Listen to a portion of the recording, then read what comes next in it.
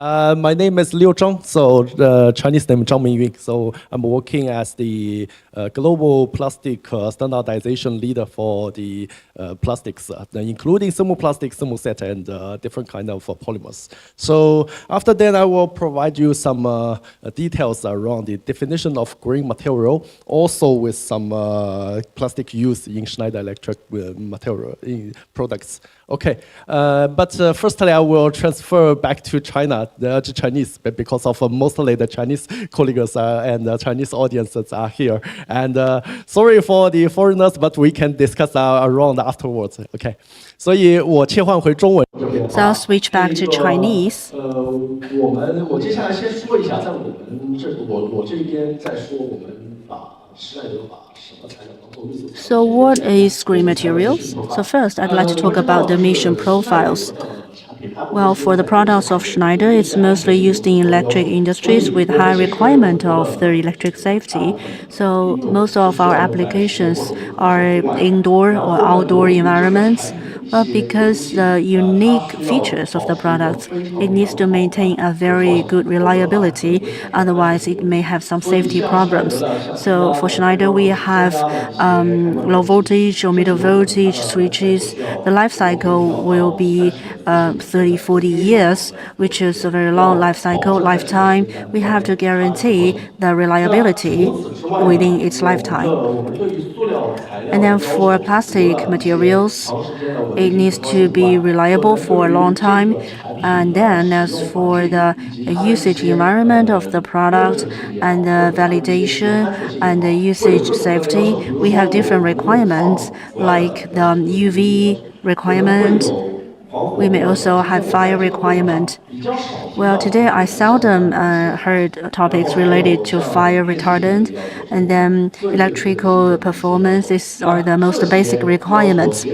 So by combining these requirements together, we can say that the plastic materials used by Schneider is not a single product, single plastics. Normally speaking, we use modified plastics. And we mostly use in engineering plastics. So this is a compounding with resin, fillers, maybe with glass fibers or mineral powder or like flame retardant. Well, in my presentation, a very important part is flame retardant and some other additives. Some products or some components may use general plastics like PVC or PSR, ABS. We have a lot of this globally, but in China, and those we often cooperate with you mainly on engineering plastics. Most of us using PC, PBT, PA6, PA66, and PET, PPT, we also use them. But our PET, PPT are compounded PET, PCT. And then we have higher level, high performance materials like PPS, LCP. We also use a lot.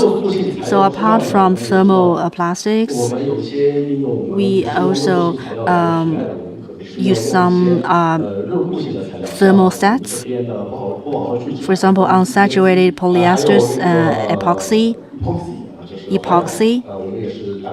We use a lot of these materials. And also there are like elastomers, etc. But these are not our focus today. So we use so many different types of materials. So how do we say a material is green? So for our green material journey, our global material engineers and experts cooperated together with the vendors to get the feedback from the market, and then we formulated the definition of green materials. So just now, in the introduction of François, we know that we focus on three elements of SSI. One is environment friendly, and then recycling, and then low carbon. So with these three features, then we can formulate green logic of materials. For green thermoplastics, it needs to have some recycled components or air base, or it needs to have some most safe substances, which has been filtered through safety filtering to this level. We show this table to you. This is the green plastic definition for Schneider Electric. So a brief interpretation here. There are 3 layers. The first is the green materials for Schneider Electric. First, it needs to be compliant, REACH, RoHS, and POP compliant. This is a basic, especially for REACH. This is a EU regulation, but we regard it as a Schneider global regulation basis. So this is just an entrance. We have 2 cases here: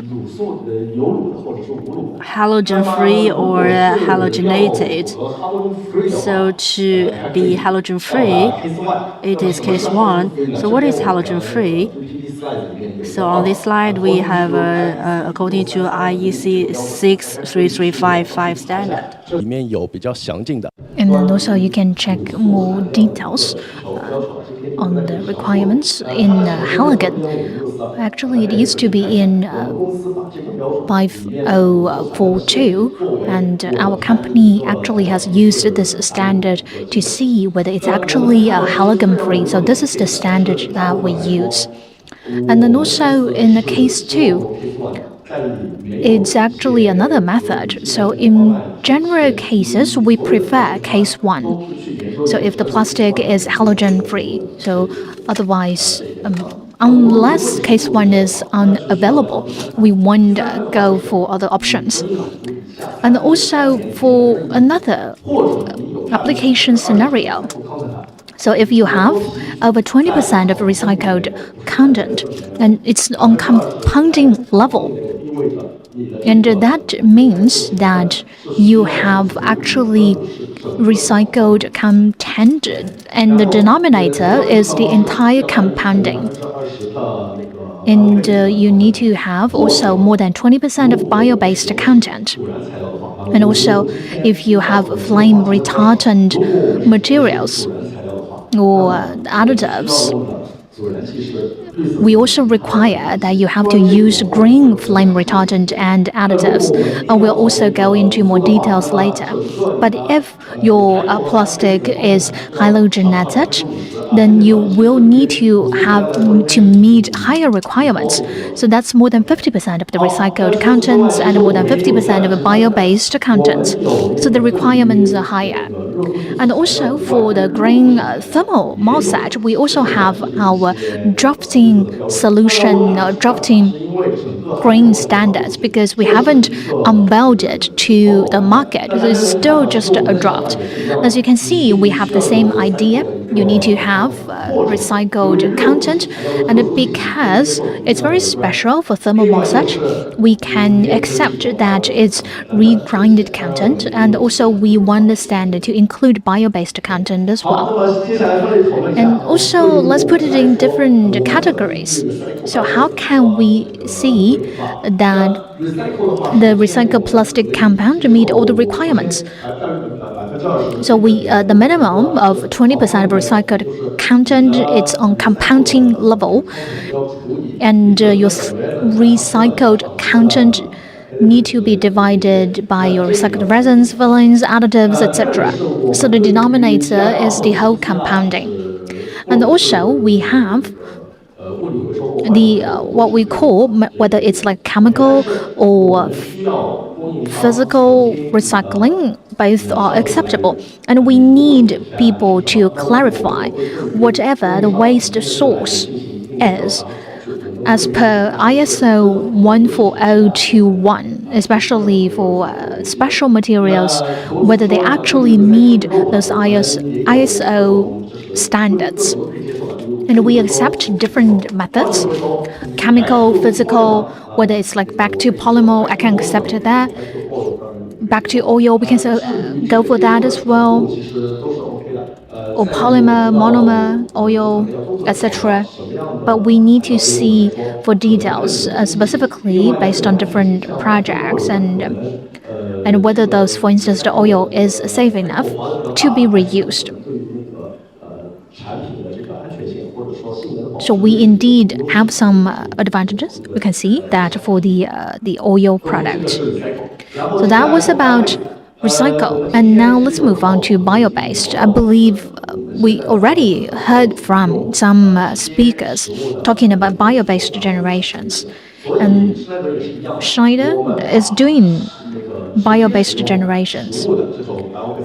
So we have food based materials because we actually exclude that using direct food resources. So we don't do that, as you can sell, like gutter oil or something like that. A lot of speakers touched upon that earlier this morning, and we do not think those could be the source materials. And there have been second, third, and fourth generations using non-food resources. And we also acknowledge those, accept those. And we also need to consider whether those suppliers, actually, what are the sources of those supplies? And also, we will want the suppliers to give us third-party certifications. And green flame retardant additives. This is a topic that haven't been touched upon by many speakers. So for flame retardant or FR and additives, we actually follow the green screen practices. So the green screen actually categorized FR into different benchmark levels based on the impacts on people. And we actually, at Schneider, we choose benchmark 3 because we do not have benchmark 4 available, right? Not applicable. And we have like different like nitrogen-based FR or other FRs that were actually in benchmark 2, but they are not applicable for, or to put it another way, they do not meet the green FR category demand. So we really welcome you get in touch if you have interest in collaborating in green FR. And also about our green plastics, I believe you know about our products, about starting from maybe if you have to do home decorations or about our different plastic products. Maybe like decades ago, we started to use all sorts of like green materials in our electric products. For instance, the labels, signs, and also different switches, and also we have different micro level circuit breaker, and then also you can see that some local Chinese-made circuit breakers, especially micro circuit breakers here in China, have already met the international demands in terms of green standards. And also we have a lot of other green FR, or actually, as I mentioned earlier, this flame retardant used in those products. I didn't put some of our qualifications here, but for almost all our bio-based materials, or actually a lot of other materials, they have already been qualified. And in the future, I believe we will expand the green certification into more scenarios. And last but not least, I would like to talk about our challenges. Of course, first is definitely about cost. A lot of suppliers or manufacturers, they say that going green means that your cost will increase. But of course, we need to know that whether you can still make sure that you control the cost while you go green.